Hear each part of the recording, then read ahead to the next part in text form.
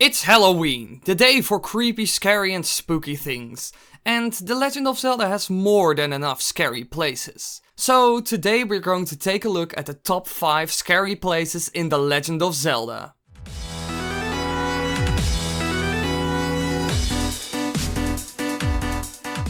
Number 5. A long time ago there was a man in this very village who had an eye that could see the truth. Now usually you have to train your mind's eye to actually see the truth. But this fella? No. They say he had a different way of doing things. His house stood where the well is now. The bottom of the well is one of the most iconic places in The Legend of Zelda Ocarina of Time. It's a complete labyrinth filled with death and monsters, from Skulltulas and Gyptos to the dead bodies on the floor. Once Adult Link learns the Song of Storms from Guro, who approximately learned it from Link 7 years earlier, he can return to the past and play the song for Guro. In response, the windmill begins to turn rapidly, draining the water from the well and making it accessible. The architecture of the well bears similarities to the Shadow Temple and may have served as an inspiration to the Sheikah as they constructed the temple. After navigating the well and defeating the Dead Hand, Link gains the Lens of Truth, a very useful tool for the Shadow Temple and the Haunted Wasteland. Number 4.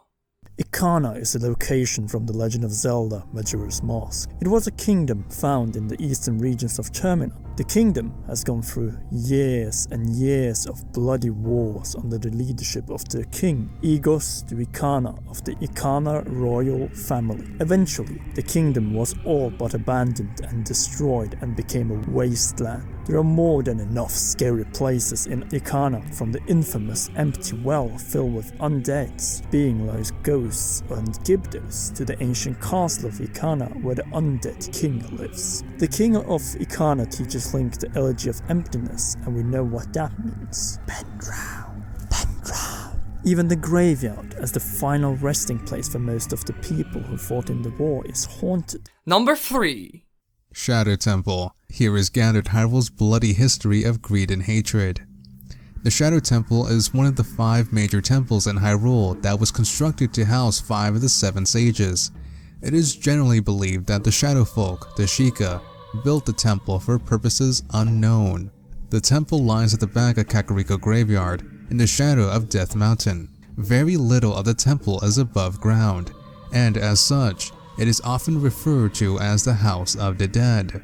The temple's design is somewhat different than the other temples. Instead of being a standard architectural design, the temple simply goes further and further into the ground, making it the most linear dungeon out of the 5 major temples.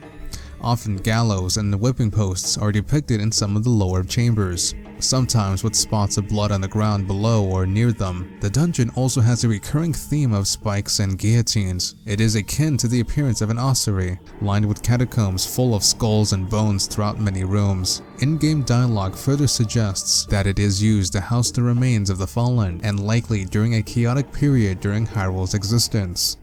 Number 2. The Garuda Desert once held a prison built to hold the worst criminals the land have ever known. The criminals who were sentenced to death were sent directly to the underworld by a cursed mirror that was kept in the prison. Now, that prison is condemned, and even the road leading to the desert is impassable. This desert at the world's end, it still holds the cursed mirror and the malice of the doomed inmates. The Arbiter's Ground served as a prison where convicts were either executed or banished to the underworld through the use of the Mirror of Twilight. It was also the site of Ganondorf's death sentence and execution by the ancient sages. The place filled with the stench of dead bodies, from humans to bodies of giant beasts like Twilight fossil Stalor. Number 1. The final day of The Legend of Zelda Majora's Mask is noticeably the darkest day. Almost all of Termina's inhabitants are in a state of despair at the seemingly inevitable doom. The Clocktown soldiers, who were forced to maintain their posts, urge the citizens to evacuate the town. Clocktown's theme is altered and plays at a rapid pace, with dark undertones and chords added. The dark tremors throughout the day remind the citizens of Termina that the moon is slowly falling closer and closer. During the final hours of the day, a countdown timer appears below the game's normal clock display. The normal music is replaced by a foreboding, hopeless theme. At the end of the final day, the moon will destroy Termina! if Link is unable to prevent it.